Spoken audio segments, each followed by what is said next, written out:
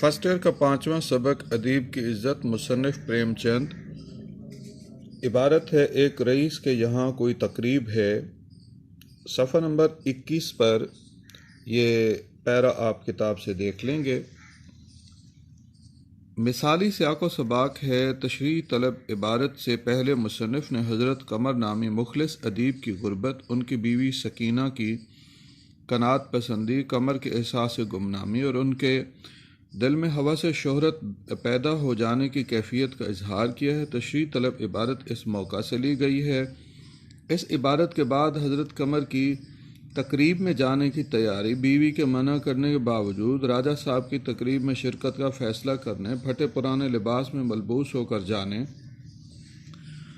دکانداروں پہ رعب جمانے کا بھی ذکر کیا گیا ہے۔ دربان، انگریزی زبان و ادب سے مرعوب شرکائے بزم اور میزبان کے توہین آمیز رویے کے بعد قمر کے دل میں نئے عزم سے جینے کا حوصلہ پیدا ہو جانے اور ادبی خدمت میں دوبارہ مصروف ہو جانے کا بھی ذکر کیا گیا ہے۔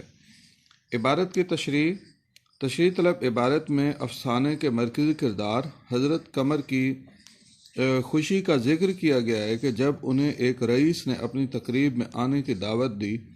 یہ کیفیت بھی بیان کی گئی ہے کہ وہ کس طرح تخیلات کی دنیا میں کھو گئے، گھر میں موجود ہوتے ہوئے خیالی پلاؤ پکانے لگے کہ تقریب میں ان کی پذیرائی کس طرح ہوگی۔ ایک نظم کی تیاری کا بھی ذکر ہے جو من کی دنیا کے برعکس لکھی۔ ایک رئیس کے یہاں کوئی تقریب ہے، اس نے حضرت قمر کو بھی دعوت دی ہے کہ آج ان کا دل خوشی کے گھوڑے پر بیٹھا ہوا ناچ رہا ہے۔ قمر صاحب ایام غربت میں احساس گمنامی کا شکار ہو چکے تھے۔ ان کا خیال تھا کہ اتنی محنت کے باوجود انہیں مطلوبہ پذیرائی اور شہرت نہیں ملی۔ جب راجہ صاحب کے ہاں منعقد ہونے والی ادبی تقریب کا دعوت نامہ ملا تو خوشی کی کوئی انتہا نہ رہی۔ ان کے سامنے شہرت کے امکانات روشن ہوئے۔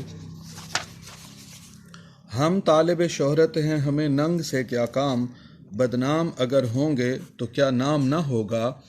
حضرت قمر سارا دن اسی سوچ میں کھوئے رہے، راجہ صاحب کن الفاظ میں استقبال کریں گے اور کن الفاظ میں ان کا جواب دیں گے۔ ویسے تو ہر بندے کی یہ فطری کمزوری ہے کہ شہرت کا طالب، فنکار، ادیب اور شاعر کا تو مقصد زندگی یہی بن جاتا ہے۔ شاعر کو مشاعرے میں داد نہ ملے تو باطنی طور پہ مر جاتا ہے۔ قمر صاحب تقریب کا دعوت نامہ وصول کر کے خوشی سے پھولے نہ سمائے اور اپنے استقبال کے بارے میں سوچنے لگے کہ میزبان کا انداز کیسا ہوگا اور وہ کیا الفاظ ادا کریں گے۔ وہ مزید سوچنے لگے کن موضوعات پر گفتگو ہوگی، کن کن اہم لوگوں سے تعارف کرایا جائے گا۔ وہ سارا دن انہی خیالات کا لطف اٹھاتے رہے۔ حضرت قمر خیالی دنیا کے مسافر بن گئے۔ سوچنے لگے میں ایک دانشور ہوں، رئیس شہر کی تقریب میں بڑے امیر کبیر لوگ ہوں گے، ان کے ساتھ ادب، سیاست، معاشرت اور دیگر عام موضوعات پر بات چیت ہوگی۔ جب لوگ میری گفتگو سنیں گے تو میرے افکار اور میری شخصیت سے ضرور متاثر ہوں گے اور اس طرح آسمان شہرت پہ آفتاب بن کے چمکوں گا۔ اے دل بشر وہ کون ہے جو خود ستا نہیں پر خود ستائیوں کے ہیں عنواں جدا جدا۔ اس موقع کے لیے قمر نے ایک نظم بھی تیار کی جس میں انہوں نے زندگی کو ایک باغ سے تشبیہ دی۔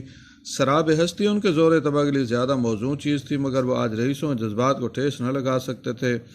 شاعری قلبی جذبات کے اظہار کا نام ہے۔ دہلوی شعراء کے کلام میں غم اور مایوسی ہے، وہاں بد امنی رہی۔ لکھنوی شعراء کے کلام میں خوشی اور امید ہے، وہاں امن رہا۔ شاعر مزاج کے برعکس شاعری تخلیق کرے تو یہ اس کا کمال ہوتا ہے۔ قمر بھی زندگی کو نظر کا دھوکہ قرار دے کر اسی موضوع پہ نظم لکھتے تو خوبصورت نظم تیار ہوتی، مگر امیروں میں شہرت پانے کے لیے زندگی کو باغ کی مانند قرار دیا جس میں صبا و نسیم گلوں کی شمیم کے جھونکے ہوں۔